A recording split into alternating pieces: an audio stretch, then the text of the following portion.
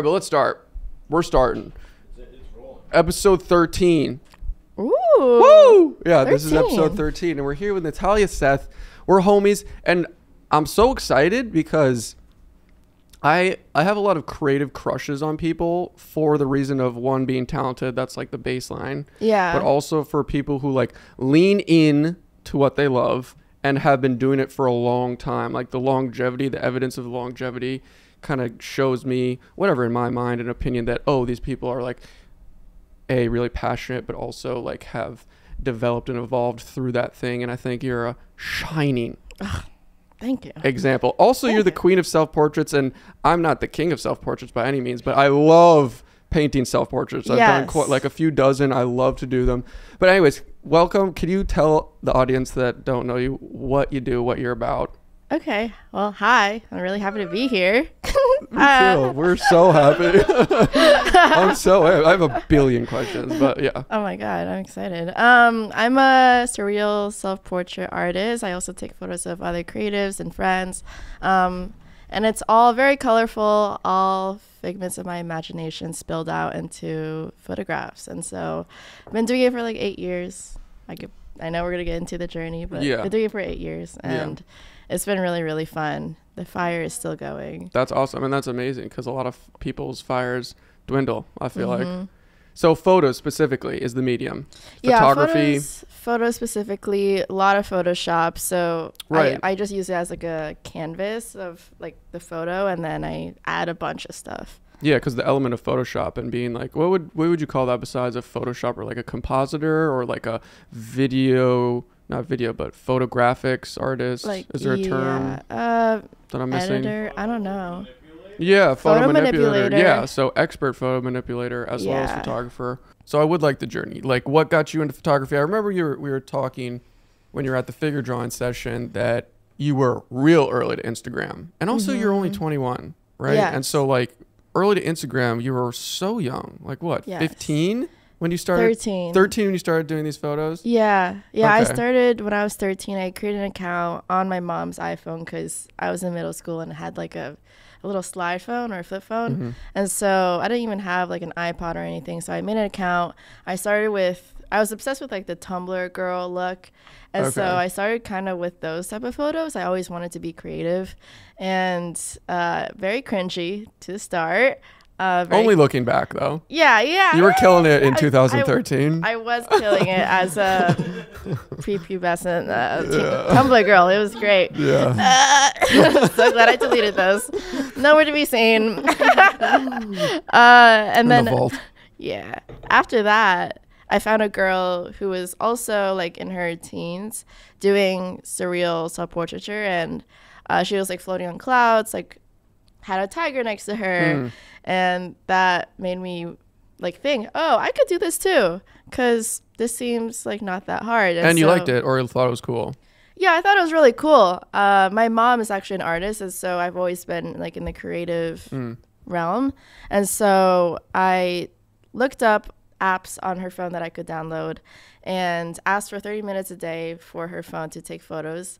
And I would have her take photos of me and do like self-portraits, or like take photos of stuff and then like edit them and post them to my Instagram.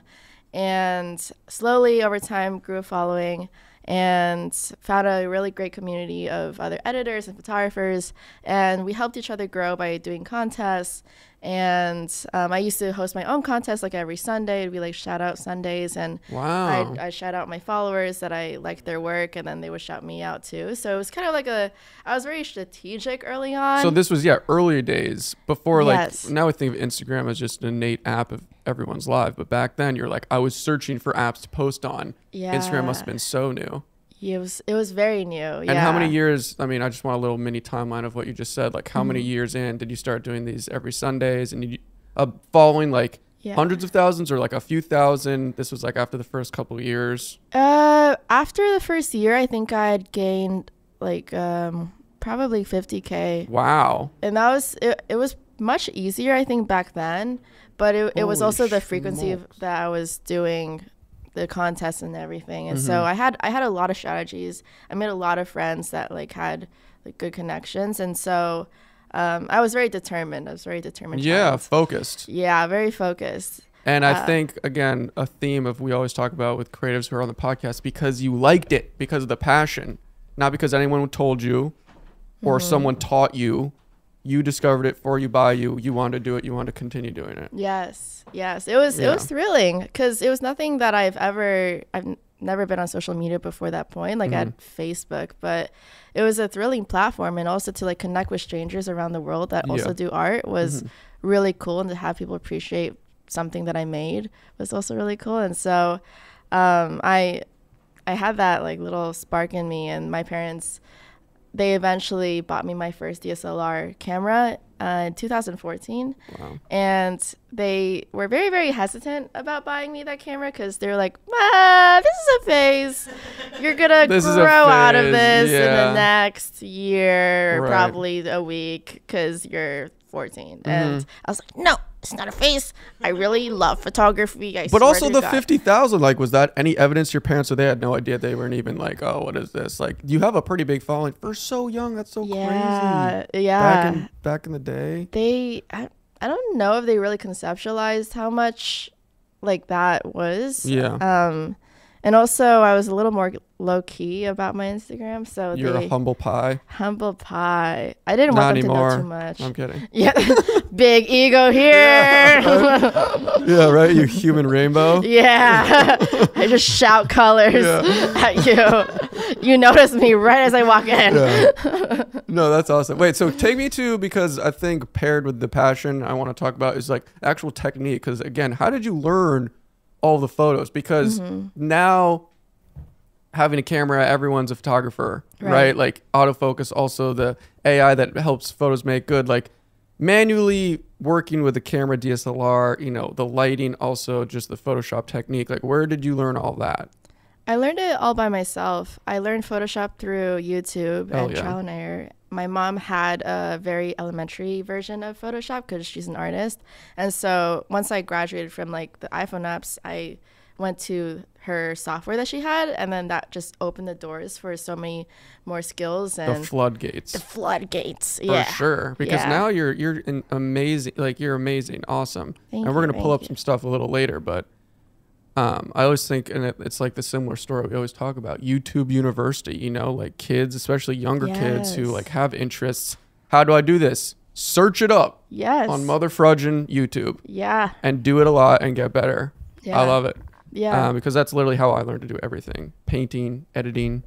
And I think it's more motivating too to learn it by yourself, because no one is really telling you anything. There's like no authority figure. Like, you go to school, people tell you to do things and you're like, nah, okay. And you have homework and it's kind of like more sucky. But by yourself, you're at your own pace, and all your mistakes are your own, and you're like, well, I could do this better. Yeah. So I think it's more rewarding to do it by and yourself. It's like a independent rite of passage, especially if you maintain something. You're like, wow, look at these things I thought of that I wanted to make, that I executed on. I failed a little, but then I kept doing it. It's totally like a internal building block of something. Yeah, for sure.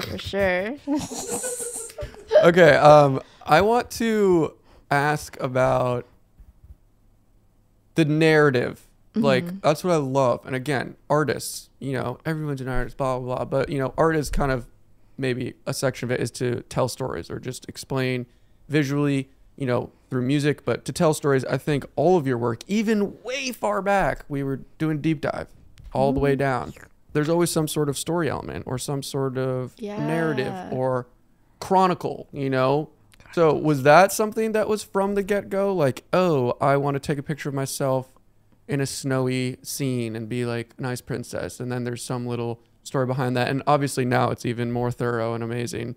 But can you speak to that? Like the narrative of all your work? Yeah, I've always wanted to create something. Well, I've always been drawn to surreal photos and art, and I've always wanted to create something that you've never seen before. So I would see an environment, I'd see like props, and I'd think, how could I make this something that like someone has never seen? And so my head would just like noodle through to a edit of how I could like fit all these puzzle pieces together and create a little story. So I do like to think of them as like little fairy tales. Or, Yeah, and okay, so now that you said it well, it makes me think. So it's just literally crazy, imaginative, visions in your brain that you're like, oh, I just thought about it's never been real, or I haven't seen it. Let me create it. Yes. And the coolest thing, apart again through your whole I'm really trying to analyze your pie chart of plethora of work. It's like you are the subject, though. Like you're the living prop of your work. Right? Yeah, literally. And so how did again, you've been doing it for so long, and that's how it started, right? It was always taking pictures of yourself, self-portraiture. But how have you felt about that, and how has it evolved? Because clearly you're not sick of seeing yourself, and also I would think you would have to have a lot of self-love to always but is it now fully removed? Or let me rephrase this. I think it actually is, now that I'm thinking about it, an extremely efficient way to do your work, because you're always in control. It's you 100% of the circle, conceptually executing the content, the subject, and you making it. Is that mediumly on point? Yes. Yeah, that is on point. The most confusing question and or rant ever.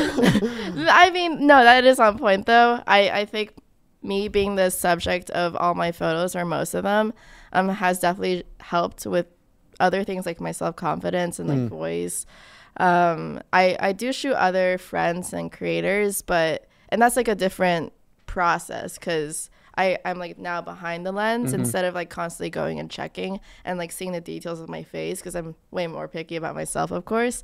And so it's helped me just accept more parts of myself that I didn't before, because I started so young and had all these insecurities of being in middle school. I'm like, oh, I'm not pretty enough, or my hair, bleh. And so it's helped me a lot with that, and also with making friends too, social skills. So I attribute everything to photography and my art, who I am now. Yeah, that's great. Chris had a great question. You were saying about how does your process change?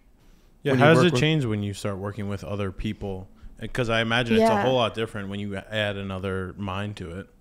It is. I usually base it on a few things, if their wardrobe, or if it's a creator, their wardrobe or their personality. I try to think of ideas that surround that, or location too. It depends what I have access to, because I can create anything, and so I just need a starting point. But if it's with myself, I know what I have and I control everything, and so I can do anything. But with a person, it's a little bit more controlled.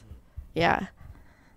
And I shoot way more photos with another person too, because I can do different angles quicker. Yeah, I mean, you're at the whim of a tripod usually with yourself, right? Yeah. Remote control. Yeah. And then I'm usually doing the same pose for 10 minutes. I'm okay, on to the next. Yeah. With a person, I'm yeah, no, for sure. And I love, that's one of the, I'm obsessed with process, and I love people's work, but I always am kind of thinking, instead of what, it's how, how did they do that? So I really love and appreciate your behind the scenes posts. And I don't know if that actually has to do with specifically brand deals, they want that, or you just enjoy, and it's another form of content, sort of behind the scenes. But I love that. And I think it's even more, you can almost not enjoy it more, but seeing the final image, it hits a little different when you see the quick little snippet behind. It does. And for so long, when I started, I never showed my process, and also stories wasn't a thing. Right, and so I didn't really, and also carousel, you couldn't do more than one post in one post. And so Instagram has slowly evolved, and with all those changes, I've adjusted my process, especially now with TikTok, showing the behind the scenes is so natural. And so now I've because before I also had the preconceived notion of, hey, if I show the behind the scenes, it loses its magic, because you don't, right, because then you know how I did it. That makes sense. But then also people don't know how I did it, because the editing part is also so complicated that people are whoa, it went from this raw footage of you shooting to this magical thing. And so people still don't know, and it's still magical in the end. It just makes people appreciate it more. Totally. It's definitely magical. And also this day and age, people are more attuned to Photoshop or just photo manipulation. So it's, but also I haven't seen, I'm sure there's plenty of photographers who are awesome doing surrealist stuff, but You murder it, dude. I feel like you're the goat of it all. Thank you. Yeah. No, for real. That's the last compliment you'll get. Up. Oh, okay. Where did Escaping Youth come from, that name? Truthfully, I was just looking for 2 words to stick together in middle school. I was like, escaping and youth. Oh, really? Okay. It was going to be that or haunted ghost. Oh. Which I'm glad I went with the latter. They were both available, but but before the first name. Yeah, it's like the opposite of. Yeah. I don't know. The first name that I had was Shoddy Seth. Seth is my last name, which is equally as cringy. I'm gonna start calling you that. No, please don't. No. But Escaping Youth has slowly gained meaning instead of just being 2 words together, because I feel like I'm a very youthful person. I dress very colorfully and I act like a kid. You're also quite young. Yeah, I'm very young, but I'm also getting older, and so as I get older, Escape Youth. Yeah, of course. Retaining the youth. Yeah, so I guess you were pretty profound back in the day when you made that. A happy accent, yeah, right. Genius. Yeah, right. Genius. Do you even know it? Yeah. Savant. Instagram savant. Yeah. And now, like, I want to talk currently because there's so much going on, especially just the world we're in. Like, your platform is massive, first of all. TikTok, Instagram. The work you're doing is at high level, and you have the craziest brand deals. Like, are you just sleeping on piles of money?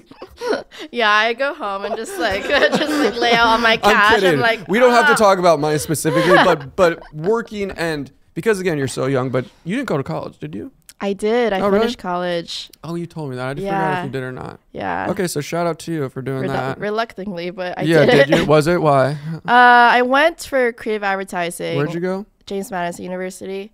In Virginia? Yeah, it was in Southern Virginia. Okay. And my parents wanted me to go, and I was like, okay, nah. And I went for creative advertising. Seemingly perfect for what I did, but I went for like a year and a half, and I became like sad because it was more of the agency part of it. It was copywriting, it was creating briefs, and that's something that I've been really familiar with for the past few years and don't like. I just like creating. And so it was like the other side, and I wasn't going to do that as my job. And so I dropped out of that. And then thankfully, quarantine was actually really helpful for me because it made me go online because I was about to drop out. But also my parents would not have liked that. So you went to an online school. You started taking classes online, you're saying? Yeah, it was still the same school, but like online. Okay. And then I switched over to Spanish as my major. Whoa. Yeah. Who did we just talk about that was a Spanish major? Oh, maybe it was you. When we were walking back, we were getting dinner. Yeah. Oh, yeah. That's so cool. Yeah. And what was the reason behind that?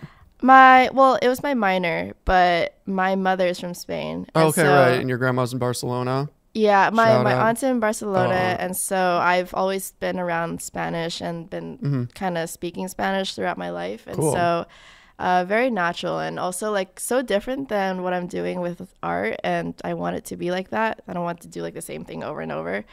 That's so awesome. Hemispheres. My grandma actually lived in Madrid for 30 years. Really? So I've been to Spain quite a bit. Ooh, and I love it. I mean, I have no like evidence because I don't study other languages, but I love languages, and like I love watching polyglot videos on YouTube. And I've like if we rubbed this genie right here and I got 3 wishes, one of my wishes would probably be able to speak every language because I love it, communicating with different people. I also just love, I think other languages are beautiful. Anyways, that's the mini rant, but that's so cool and I respect that. Yeah. I Mi amor. Mi amor. Do people ever call you flaquito? Flaquito, sí. Is that might be a little swear word actually? No, just a little skinny. Yeah, I thought I was like skinny bitch or something. No. Is it not? I think it's just skinny, like little skinny. Okay, but like my little skinny girl. Well, I worked at Bar Taco, like a taqueria, and I was the expediter. I would talk to all these. I just don't know slang, so maybe it is. Yeah, so I didn't mean that offensive. Maybe some of the people on listen in Spanish, but I used to talk to all of these. What were they? Colombian girls who were in the kitchen, and I loved them, and they were like my age, and they would call me flaco, and I was like, what do you mean? They're like, Anyways. Skinny. Maybe, well. I think it meant handsome, but they said it meant skinny. Yeah, no, definitely skinny. Yeah. But, definitely skinny. Maybe we'll edit that out. But we were talking about brand deals. So back to the college thing. Yes. So at this time, clearly you had a massive platform and you were making money? Yes, I started making money when I was 14. Really? Just from the platform? Yes. And so companies were starting to pay me like $50, and I was like, whoa! Yeah, 50! of course. I mean, dude, are you kidding me? Yeah. When I was 14, I didn't even know like what the world was, let alone making money from taking photos and posting them on Instagram. Yeah, it was insane. And so slowly it was more and more, and then bigger companies started to notice me. I think Adobe started to notice me when I was 16. Holy and then macaroni. I started working with my agency I'm signed with now 4 years ago. And they're great. I've been with them ever since. They help with all the outreach and brand deals that I get. And so it's a lot smoother now. So that's wonderful, and I want to talk about that. But Yeah. your decision to go to college, because like you did it for your parents, but you were making money. You also had a pretty big platform, assuming you're gonna do even more well and grow. So why the decision to go to college? Was that just to make your parents happy? Really? basically, yeah. Because that's like a lot of money and like a lot of commitment to maybe take away from your other job. I'm not ripping on the decision. I'm just trying to like, kind of put you on the spot of why. That's exactly what I was thinking. But my parents were like, just in case this doesn't work out. And I'm like, but get that degree. Will. Yeah, get that degree just so we could be happy and Get that know degree, that you're shoddy. safe. Yeah. And then I did it. Yeah, well, that's good. I mean, you did it, which is great. And I the just degree. finished in May. I'm years, baby. happy for you, and I'm not trying to rip. I feel like Yeah. I always go down the like, why the fuck did you go to college? Like drop out, baby. I like left school. I wish I did. I wanted to, but I left so school bad. with not a huge following. Like Yeah. I like had zero. There was no social media success. This was way before like YouTube started doing better, and I could make money from it. And it was just like, oh, this sucks.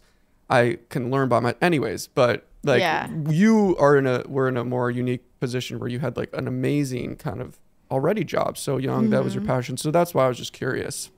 Yeah, it was the parents, but I somehow managed my time in between like schoolwork and brand work. It was super overwhelming a lot of times, and especially when I started traveling like sophomore year for speaking gigs and conferences and stuff. Crap.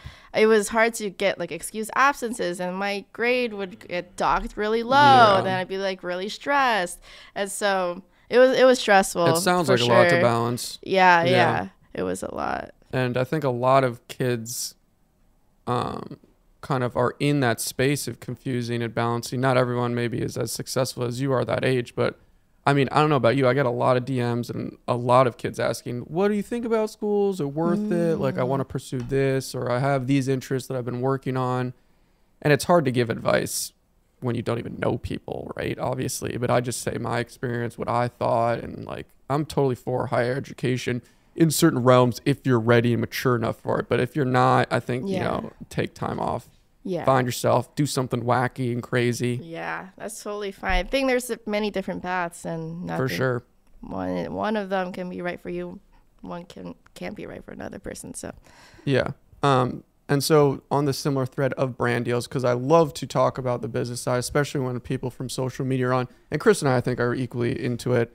Like, has something I struggle with, and I'm going to direct it to you, like, has your passion and hobby as a photographer been skewed a little because of the overarching pressure of making money and brand deals and sort of not bending a knee at all, but in that vein to the brand to make money? Do you know what I mean? Yeah. Is there any of that emotional distress deep within your core and your soul?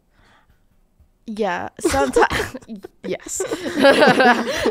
Not a lot. I think when there is a bunch of brand deals all at once, and like I have no time but to do brand deals and no time for personal work, that I'm like, I'm not creating art. I'm creating like ads, but right, because in my core I want to create like art, and so before when like I first started, integrating products into my photography. It was very natural. It was like a skirt or a shirt. Or Right. It was just like me tagging it. Perfect. And this was also, it was perfect. It was before influencer marketing was really a thing. And so it was fun for me. But now that it's like a little bit more serious, I'm not like boggled down by like the brand deal or like the money. It's just like the time that it takes. Yeah. And also like kudos to you, dude. Like you're such like you're a massive business and you're balancing all these things, and like good for you, dude. Like I just love it.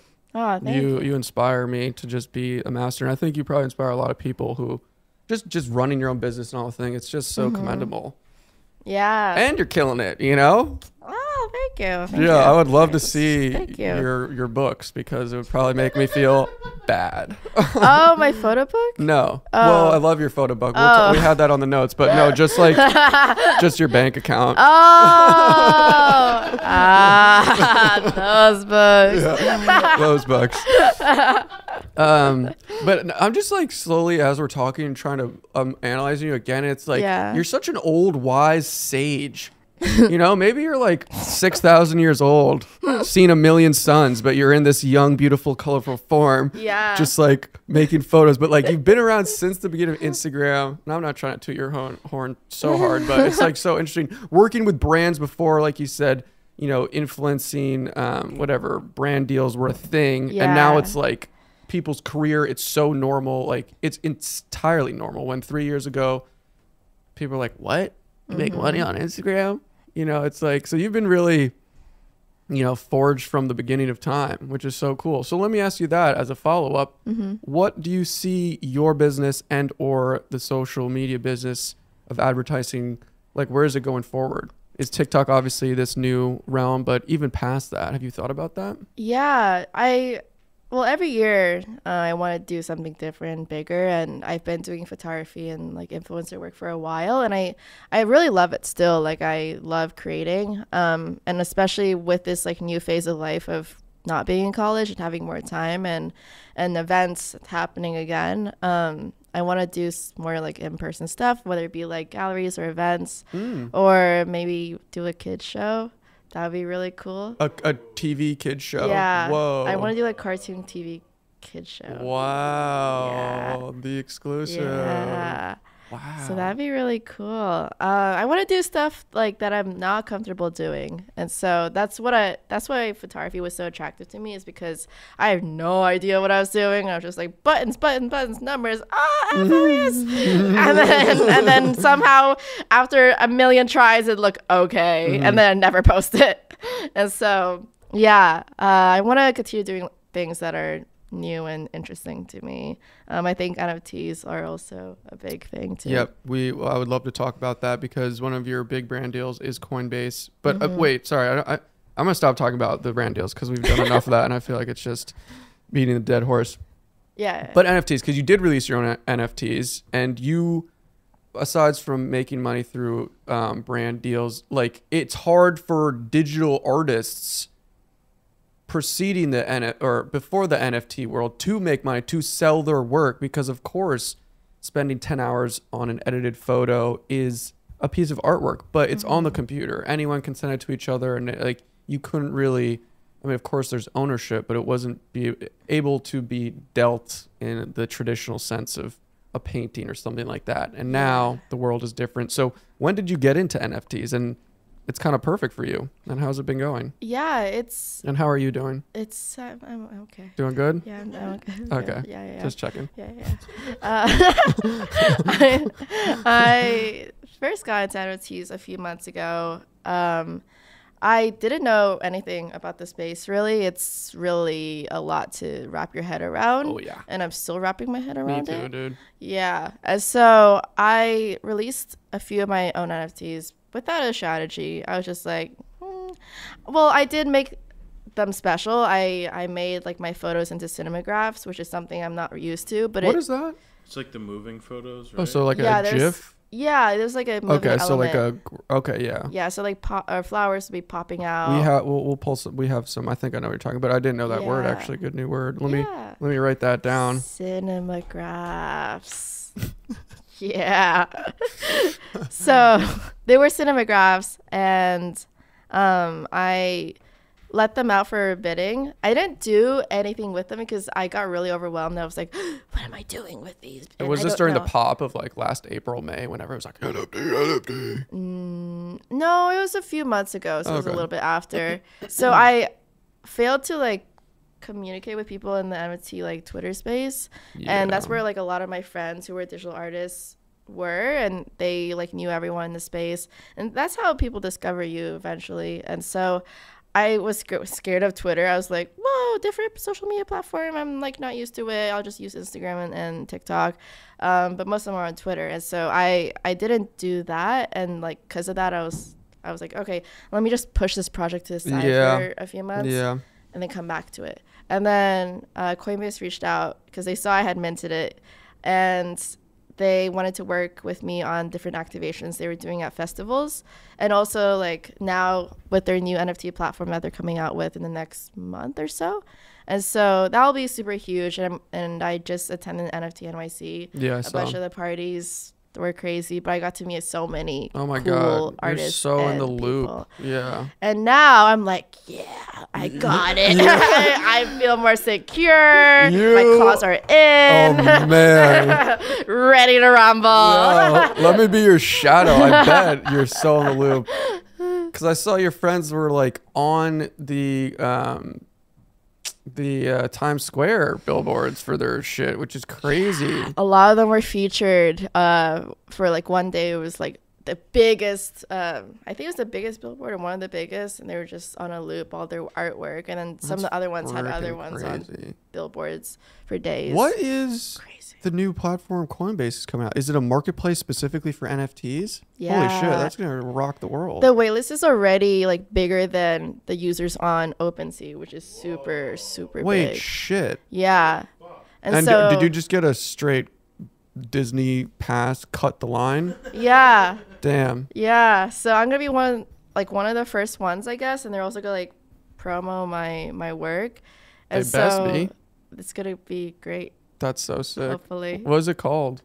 I think it's just Coinbase. So it's just like a part of their thing. That's so smart of them. It's so smart. It's so smart. I had no idea about this. And like the platform itself is like built out like Instagram almost. Like you can comment and like smart on their NFT, which is not something that you can do on others. No, I mean it's totally. How interesting. It is. Oh my gosh. It Damn. is. So the waitlist is for people to post stuff. Yes, or just to join it. I don't know if artists can just like immediately go. It's like an application process. Right. But it probably is like an application thing. Yeah, that you and have there's to probably millions. Wow. Yeah. That's awesome. That's very exciting. It is. Yeah, I'm very. People are hitting me up night and day about can we mint your work, blah blah blah, and I was just like so busy. I've been so busy, and maybe in like a year or two I'll regret not going into it, but I will do some NFT stuff because it's amazing. And I also do really, really well with your artwork. It's on the board. Yeah, I have a little thing that says 8 Cyclopses NFTs. But like, do well in what? I feel like it's a lot of, sadly, similar to the real world. We've talked about this before. Nepotism. It's like if you're not on the big thing, like I know you're on Rarible now, but Rarible, Nifty, it's like you kind of have to be on those platforms and get some promotion, or else, because I don't know, I have some following fanship, but maybe 0.2% of those people actually have crypto and are willing to even buy something. So it is still like a. That's kind of what I was thinking too, is because my followers a lot of them are young too, especially TikTok. That's why I didn't really use TikTok to help promote it, because it wouldn't really transfer. Instagram is a bit more, and also there's more artists on there. So it did transfer a little bit, but like the real one is Twitter. Twitter, you think so? Yeah, that's where everyone Never been on it. Yeah, I don't really use it either. So I'm like, how do I use this platform? I've never, slowly learning. I feel like, reading 3 tweets a day just lowers your life expectancy. Yeah. Especially with all the social media apps that you have now. Right? It's like, oh my God, like 4 different ones to go through. I'm severely addicted in a toxic way. I need to. I still haven't re-downloaded TikTok. I deleted it like off my phone I think 9 days ago. Oh, good. And I'm feeling limber and wonderful. I don't really go through the For You page anymore. What was on your For You page before? I like this question. very, very unforgivable things I probably can't mention. No, I don't know. It was just normal things, comedy stuff, everything. I never follow, like, from the get-go. I follow friends like Fritz, Tom, everyone, like homies, but the For You page is the only reason I went on TikTok, was to just discover the most bizarre corners of human existence and just comedy stuff. Right. Okay. Right. Yeah. Sorry, did I not answer that well? Could you define your For You page? It changes. It's a lot of like geographical, like if I'm in New York, restaurants in New York, or like activities. Oh, really? Yeah. Okay. But if I'm talking about something like near my phone, that'll come up in my For You page. Lots of photography and art, and like comedy too. Sometimes if I'm simping, relationship stuff. And I'm like, shut up. Just people. I don't like this. Have you seen those like time lapse of just like people cuddling? Yeah, it's like the hour one. It's like, oh my God, this makes me feel dreadful. Oh God. The comment section of those videos are the best though. Everyone's just like, oh, jumping off a bridge. Yeah. Throwing up, shaking, it's crying. so like intimate and like kind of weird and like too forward. Like every 20 minutes they just like move positions and they like, it's super like insane cuddling. But yeah, I mean, I've seen it. It's interesting. I don't know. Usually when I watch TikTok, I'm sure I'll be on it soon. It was at night, like right before I went to bed. Yeah. When your brain is just like mashed potatoes and you're just like, what is this? Yeah. You're like not really thinking about anything. Yeah. And you see the guy, whoa, you're just like, shut up, dude. I'm going. I'm still going. 3 hours. I know it's 5 a.m. Anyone ever? It should like make you watch it at least. You get to just swipe right past it. What's the point? Yeah, they should. They should make you watch it for like a minute. Yeah. You know? And you're like, fuck this. Chris, do you want to pull up some of those images? Because we have a couple. Sadly, we don't have enough time to like do a demo like with you of your photoshopping thing. I would love to see that maybe one day. Maybe you've released stuff, but we have a full few of your pieces, some old, some new. You want to start from the oldest, Chris? We have the no, it's the one before that. It's the Longing for Love, which is 2014. Oh my God. Do you remember this? Yeah.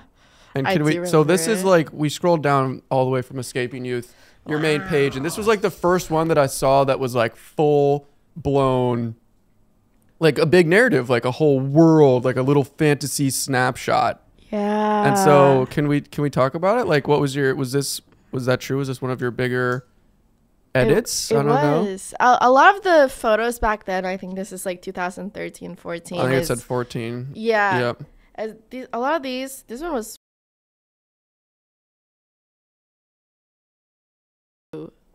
already existing like landscapes, but I composited this one. Yeah. But instead of like me putting elements in, which is what I do now, I usually try to like put elements in. I see. Right. I was just cutting myself out, putting myself. You were putting you in. Yes. Yeah. Okay. So like that dress, I didn't have that dress. I put myself in that dress. Oh really? Yeah. Wait, is that your arm? Yeah, it's my arm. Okay. Yeah, I was holding the flowers, but everything else is like just put together. Me. Oh, you thought it was real? Oh, I'm pretty good. Hell yeah. Hell yeah. Wow. So this is like amazing. And also, well, I want to look at others, but like this must have been really vulnerable for you to be posting right on the internet. Like, I mean, I don't know your self-confidence level or like how cool and open you are, but it took me years to even show my friends and family that I was making YouTube videos about me and like doing vlogs. But like, you know, this is kind of like super creative, super putting yourself out there. Did you have hesitations or nervous? And I don't know. Do you know what I mean?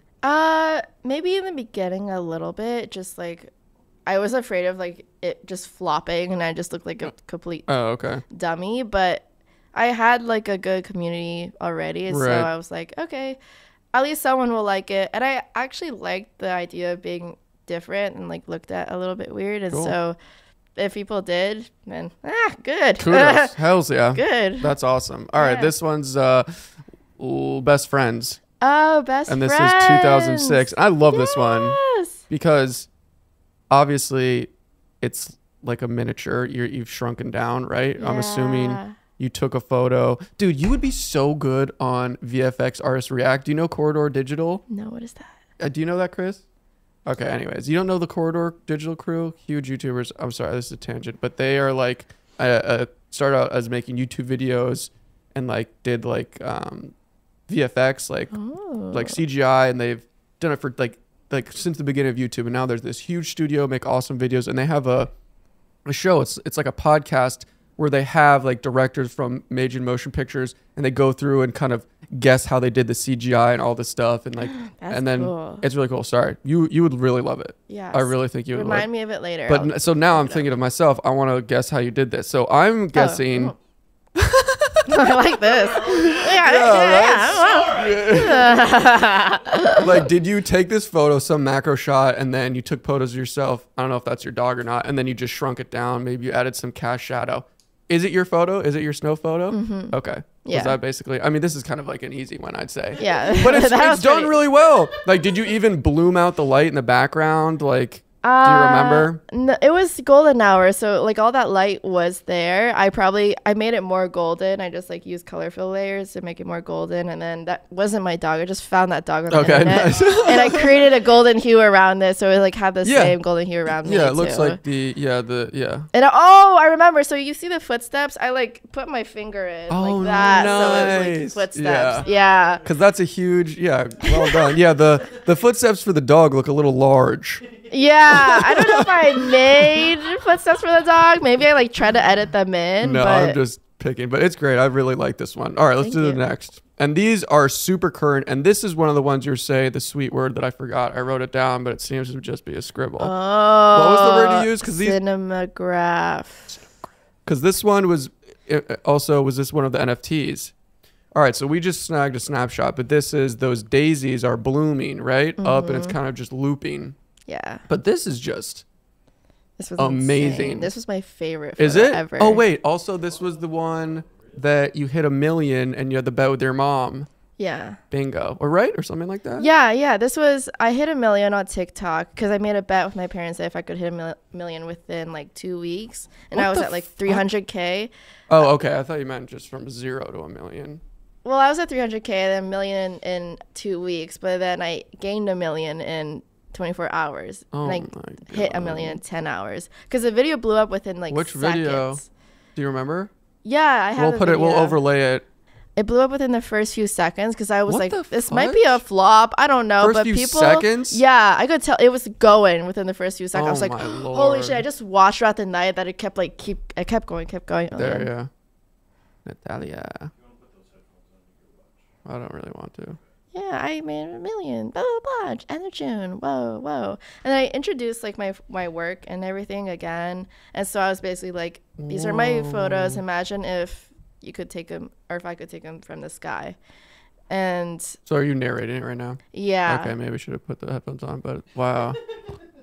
So that's me explaining my work. And then also it was like Pride Month. And so I was like, I'll be posting like rainbow themed photo shoots on TikTok and Instagram, which also promoted my Instagram. It gained like 200K plus like after that, and I was already at like 200K, so it was crazy. Oh my god. Yeah. And okay, so back to the image. So you did this as like the reward or as the finale, yeah, the cherry. Hey, this just happened with your parents.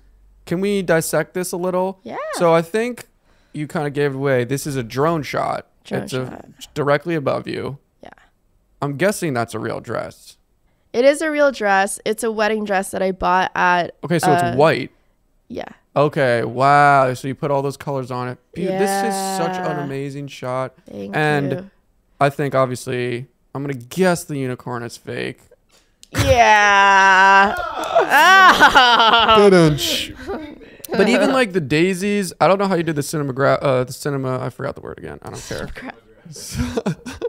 But like even like the drop shadows on the vines, like you had to do all of that, right? Like that looks tedious. Yeah, it was, and also like creating like all the like little vines so it all looks good and like. But is your hair real? Or is that a wig? Wig. Damn, it's so sweet. Wig, wedding dress. I added the horn on the horse. I bent its legs, so I looked up white horse galloping, and then it was like, and then I just like, they have some weird knees and shins. So I just bent it so it looked like it was laying next to me, and I like fixed the hair and stuff, and then added the rainbow to both of us. The rainbow is really cool. I mean, immediately you in the dress, I love it. Yeah. My dad had flown the drone, but he like is kind of not novice. Well, yes, novice. He doesn't really know how to fly the drone properly, and so we lost the screen. He was no, we're back. we got it back. He was trying to fly it for like 30 minutes while I was laying on this like hot ass ground. And I was just like suffering as the sun was baking me. And then my dad's like, okay, I think I got it. And then it'd be nothing. Like the drone wouldn't fly. It'd be like, really? What is happening? Yeah, and so I was like, I can't get up. And you're just like I can't move. And so it was really simple, like to just fly, just go up. And so after a while he got it. And then I kept having to like direct like how to like be directly above me. Yeah, like all the way over it looks perfectly like perpendicular or whatever. It was very zoomed out. Like the actual was very zoomed down, so I had to crop in a lot. But was it a photo of the megapixels, or is it like a video and you just took a snapshot from the video? It was a photo. Okay, cool, because it's probably a higher quality. I was also screen recording the entire time, and so I could have like all behind the scenes too. Oh, and did you for this? Because this was pretty recent. Am I wrong? Yeah, it was beginning of quarantine, so like April. Like in the past year. Yeah. So cool. I love this one. And favorite. Yeah, so the daisies pop up. Let's go to the other one. And I love this one, not because you're naked, but because Birth of Venus is one of the most epic paintings by Botticelli ever. Yeah. And I've actually seen it in the Uffizi in Florence, which is there. You should go because that would be cool. And I just love the throwback to the great masters. Yeah. And I think also you nailed it. Like this one is so... ethereal. It's like it's dreamy, it's fantasy. It's so soft. I love the bloom. It's great. I had all these clouds or like pillow stuffing that I put around my feet, but I didn't end up using it. I like found other clouds that I edited in and like made the entire backdrop. The backdrop was just like a white wall, and so I added everything in. I had a wig, and just used like my like $50 softbox lights to light it. And so it's very simple. Yeah, these are super cheapos, but they work great. Yeah, you don't need like expensive lights for good photo. No. You just need a lot of light. That's I think a lot of light. Usually, well, for video specifically. Video you need a lot of light, but it doesn't need to be the best lights. Yeah. Yeah, beautiful. I love it. It's just like this one also looks very unified to me. I mean, yeah, and also that's a wig. That's a wig. I have a lot of wigs. Yeah, crazy. Those wigs look really high quality. Are they expensive?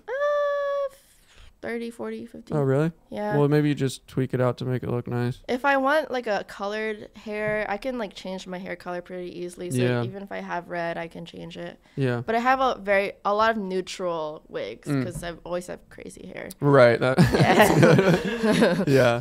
No, again, I love that. Going back to like you being the prop and like literally manifesting your work through yourself and how you look. I mean, a lot of people do that, I think, and you could just put that under the category of a style, but I think it's wonderful. And I always get gleeful when I see you. You're rocking like pajamas in every color known to man. Yeah. And it's literally like extremely steamy. It's only been getting hotter in this room. And I was like, Natalia, you could take your, vest off. And she's like, no, not for the drip.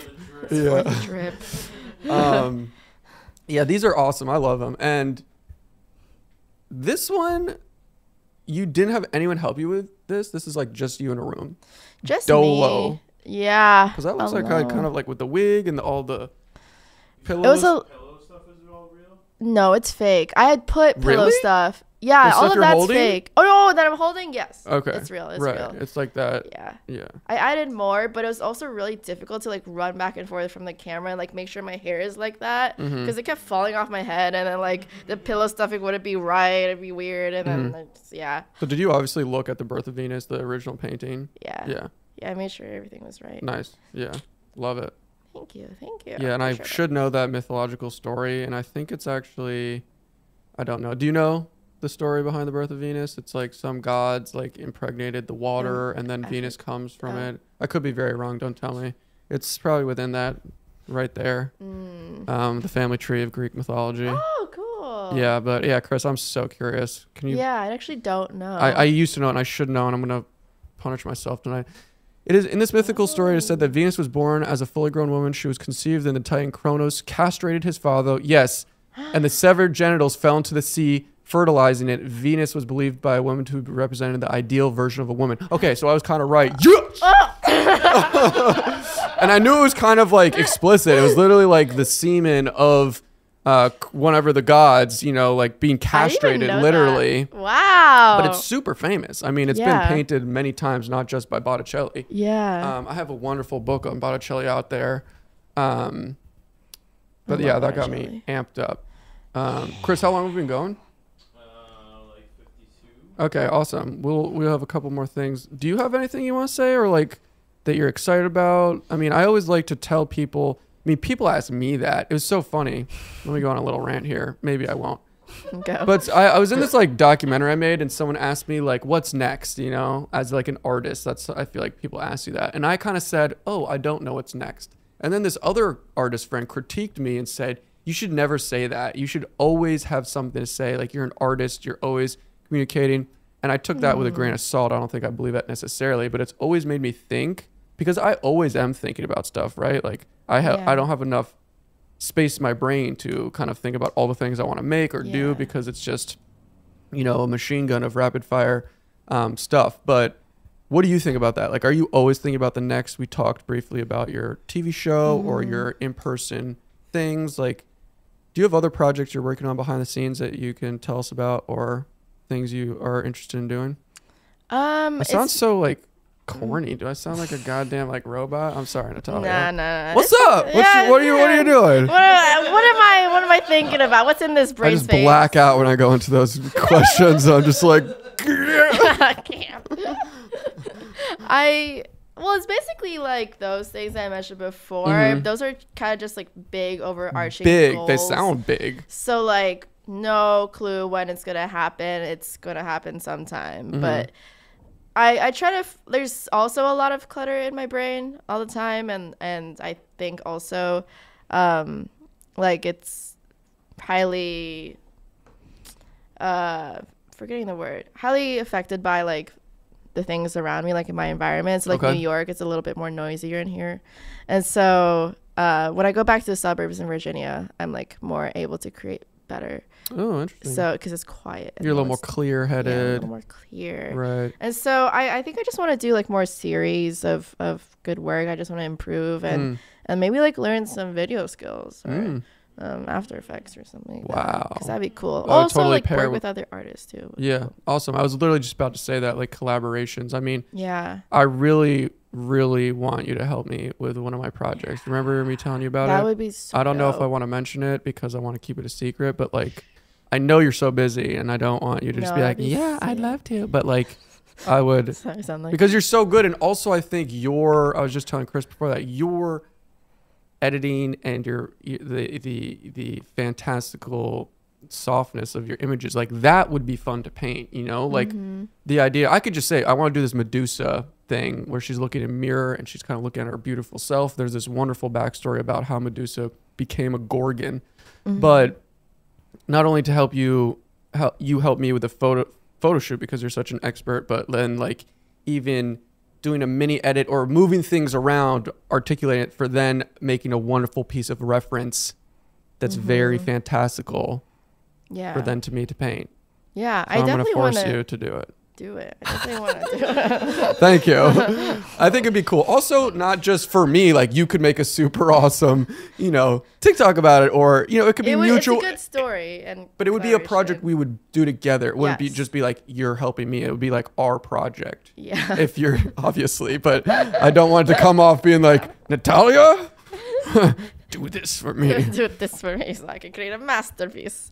But I think I've been thinking about it for a really long time. I think it'd be really cool. Yeah, I like the idea a lot. I love mythology too. Like I'm obsessed with it. Hell back in like middle school, high school, and like I read all the Rick Riordan books, and so definitely on board with the idea. Okay, maybe in the next 6 to 7 years we can do it. Yeah. But I know you're so busy, and I hate asking people like you. Because I know you're so busy. I want to work with people like you, okay, because cool. You're really cool. Okay, thanks. But because like people ask me to do a lot of stuff, and I'm always like, way too busy. Sorry. Unless they're like mega cool, I'm like, hell yeah. I'm the same way. So I just use caution. But that would be great. I mean, there's no pressure, but maybe it would even be in 2022, but I've been thinking about it. I sent you that Snapshot, right? I literally just found a Google image and I'm like, this is so cool. I want to paint it so bad. It's just, I saw it immediately. And like, you know me, I love Medusa. And I was like, I have to freaking paint this big also. Yeah. Like maybe like 4 feet, which is big for oil. But yeah, we should get weird together one time and do something like that. Please. Yeah, I don't know what else to say other than, oh yeah, should we do the Instagram? Yes, let's do the Instagram. See how many hundreds and hundreds of people. If you want to sit back, you can move the mic back to you. I feel like Yeah, if you want to lounge, you're like, sitting back and then yeah. lean in. Yeah, you could. Okay, cool. This is perfect. I like this lounging. You're out of frame now. Yeah. All right, let's see. Where do I go? No, I got it. I'm not that incapable. All right, we got some good ones. This is actually a good question. It's so basic by Finlay Belton. What do you find interesting and what inspires you? And that's like a generic question a lot of us artists get. But I think actually I didn't really ask you about that. You said you're into like mythology, but what specifically, maybe we could go into specific, like inspires your narrative photos? I'm inspired by like really random things. I think like objects, like I saw that eyeball, I was like, oh, I like that. Hell yeah. I'm inspired by a lot of different like objects, combinations of colors or like symmetry and like outside. I like Wes Anderson type of like that symmetrical like plane. And so it's by very different things: environment, color, objects, people, if they have a very unique like characteristic trait or something, or like even like their personality that can shine through. That'll be really cool. So it's a lot of stuff. And then that, not necessarily those things, but that will, you know, go through the cog machine of your brain and come out with something that you want to make. Yeah. Because I think that's what a lot of people get confused with. Again, not to just always bring it back on me, but like I love random shit and I'm shaped by my experience. And then through whatever my experience has been, I make things. But it doesn't have to do with like, you know, seeing this equals that, you know. It's like how you as Natalia internalize those things, I think is, and I don't want to speak for you, but I think that's like a good thing that people kind of miss. And of course that's the most interesting thing, especially if you love an artist. Like, what makes you make these things? Someone came to the studio the other day, was like, do you just see these heads in your mind?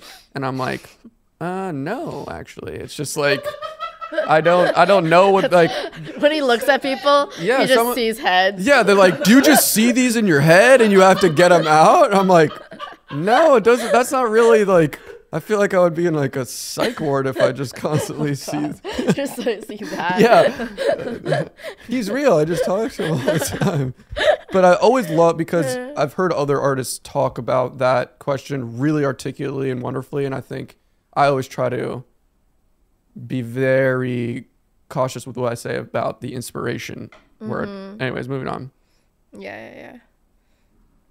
This doesn't make sense. Why do you think... Oh, this is a good question. Why do you think you've gained the following that you have?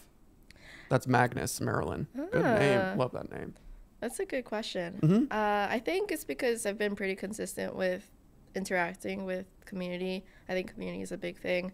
And making sure that I like sound like a human and not just like, I'm just like detached from my work. I'm like very much in my work. And so I'm like interacting with people in the comments and stuff.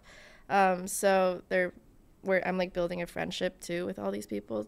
I'm trying to. You're relatable. Yeah, I'm relatable. Well, you're just like a real person, like you said. I think that's totally apparent. Yeah. I would say. Trying to do like strategies too to like help grow my following. So like if it's like dipping, I'm like, fuck, what do I do? And then I'll like think of a contest or the bet or something, or I'll do something like that. And I also study trends a lot and like what people are doing to like gain following, or like like business tactics too. Like my photo book, I right before I did the drone video, I did a photo book video. Damn. And also I did a preset video for my presets. Yeah. So both of those sales, because people go to your most recent ones. Yeah. And so like the sales for those like shot up. I can't imagine. And so my mind.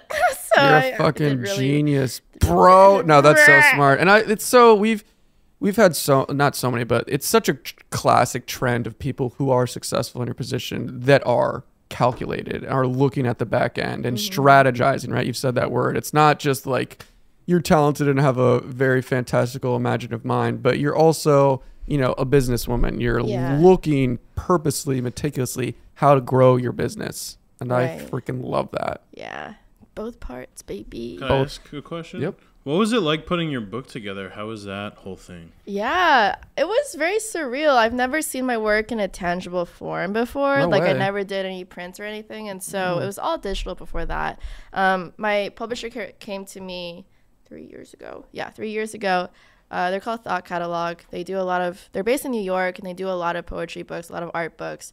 Their account on Instagram is really big. They post like kind of just like feely like quotes and stuff, poems from their books. But they're amazing. They helped me put together the book. I gave them all the photos, and they suggested ideas. And then we came out with this idea of doing transparent papers.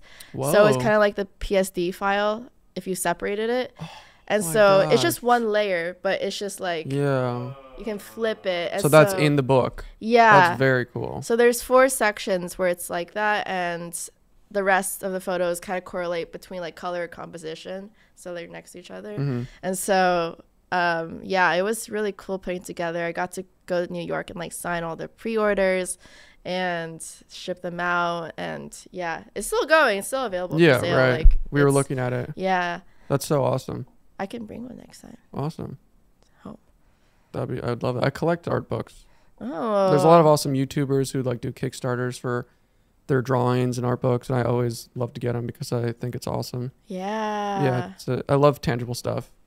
That's so interesting because you are like the opposite of tangible. I mean, not in a bad way, but like, yeah, you're a predominantly digital artist.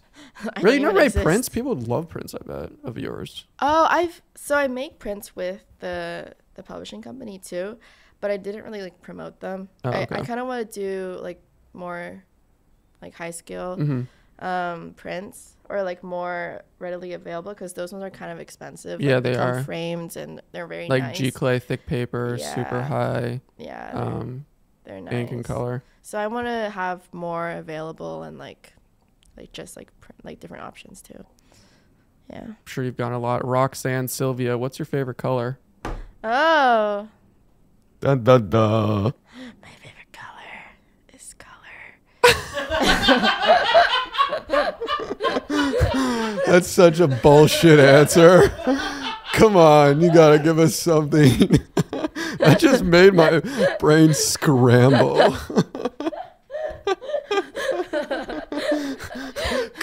I mean, yeah, it's probably a really hard question for you. That's yellow. Is it? Yeah. Yellow's like my favorite color. Oh, Dead dope. ass. Yeah. Yeah. I love it. I mean, actually, it's my favorite color to paint with. Like a yellow ochre, actually, like a very earthy yellow. I don't know if you like get that specific. I'm kind of like a snob. This yellow. That yellow. Can golden marigold. Yeah, cool. Yellow. Like a thick yellow. I think of that yellow like the Quentin Tarantino title. It's not like a light yellow. It's like a dark, hardy, deep yellow. That's awesome. Yeah. This is my merch, actually. Is that? Yeah. Oh, yeah, I didn't know that. Yeah, I haven't come out with it yet. Surprise. What the heck? Yeah, it's inspired by one of my edits. I have this like floating on top of my head, so I just drew it, and then it's like a whole set. Shirt, and then the shorts. And the shorts have like, "Where are you going?" And it's like a cow being adopted, and the other cow's just like staring at it. That's awesome. Yeah. Hell yeah. Yeah. Are you doing it through like an awesome company, or is it like drop shipping? Drop shipping. Nice. I think, yeah. That's great. Yeah. You'd probably make a killing. Yeah, we'll see. We'll see. We'll see. Just for fun mostly, but totally. I mean, but yeah, color blast. Yeah. Yeah, color's such an interesting topic. You would love oil painting for the color mixing. Have you ever touched them or used oil paints? I've used it before, but I've never really like painted a whole thing. Right. I'm not even talking about the painting part, but like the color theory obviously is huge, and I'm sure you're with it with your photos and even light. Like, it's amazing how many strings that are the same within the ideas of painting reality, because what we see is light, light on a form within space. That's kind of like the mantra of what painters are. You paint light, but same with photographs. That's what a camera is doing. That's what our eyes are doing. So understanding like composition, but also how light works and exposure, but also color. The back end of painting and the theory is like all that, and it's so interesting. So I think you would probably love it, but specifically mixing oils. Ooh. There's nothing better, man. Just the creamy goodness of oils. Oil paints just to mix them.